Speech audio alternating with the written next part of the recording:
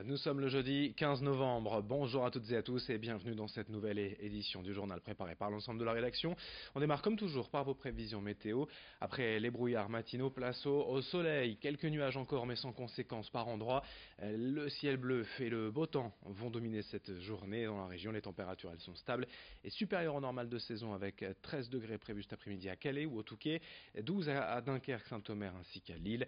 La météo complète bien sûr après ce journal. L'actualité d'abord dans cette édition, c'est la solidarité des restaurants McDonald's. Aujourd'hui jusqu'à dimanche pour chaque menu acheté, les fast-food reverseront 1 euro à la fondation Ronald McDonald.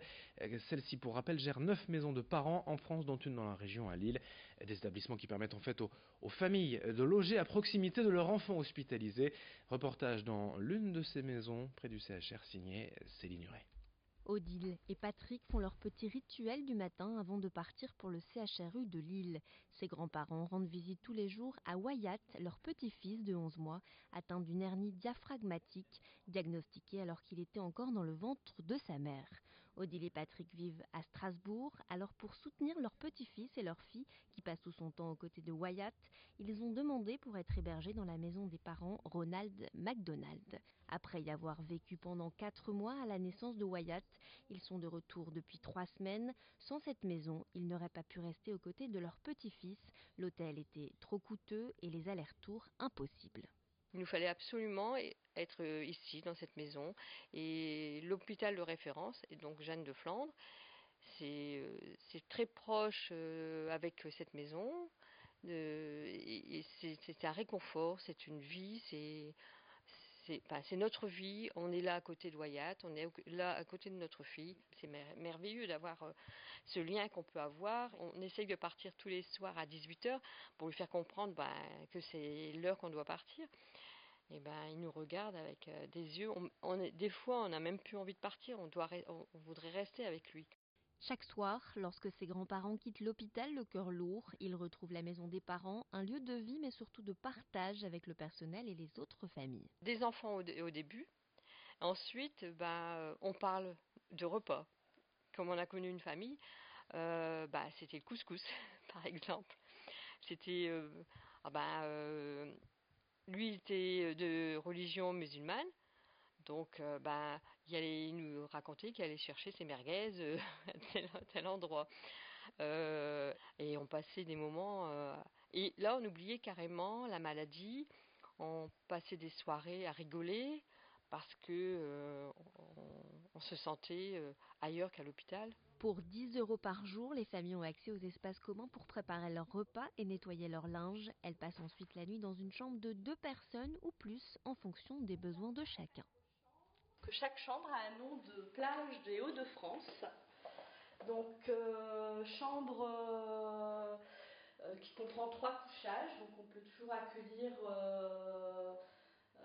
les parents avec un membre de la famille, la fratrie, un grand-parent ou toute autre personne dont la présence est importante pour l'enfant hospitalisé et pour la famille qui a besoin des fois de soutien ou de relais. Et pour se détendre et se vider la tête, les pensionnaires ont le droit à des soins du visage et du corps, un moment précieux dans un quotidien difficile. Quand on a un enfant à l'hôpital, on s'oublie, on pense à l'enfant hospitalisé, on est en lien avec l'équipe médicale, on ne parle que de la maladie de l'enfant quand on est à l'hôpital.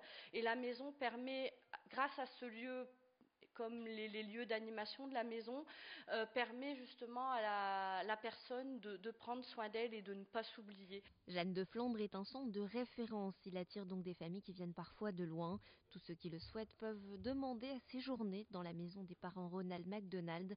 En règle générale, la mutuelle prend en charge les coûts, mais si la famille n'en a pas, le personnel tente toujours de trouver une solution. Dans cette édition également sur le littoral, à l'occasion du centenaire de l'armistice du 11 novembre 1918, la médiathèque de Blériot-Plage présente actuellement une exposition intitulée « La Grande Guerre, sur terre et sous la mer ». C'est jusqu'au 24 novembre.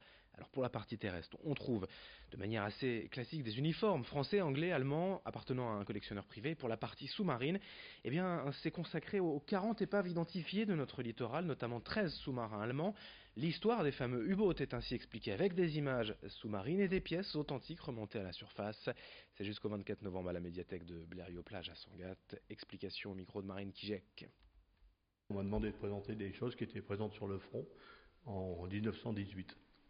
D'où ces uniformes qui sont bien différents de ceux qu'on avait en début de conflit. Il y a eu quelques améliorations, mais en grande majorité, pour les Britanniques ou pour les Allemands, rien n'avait changé.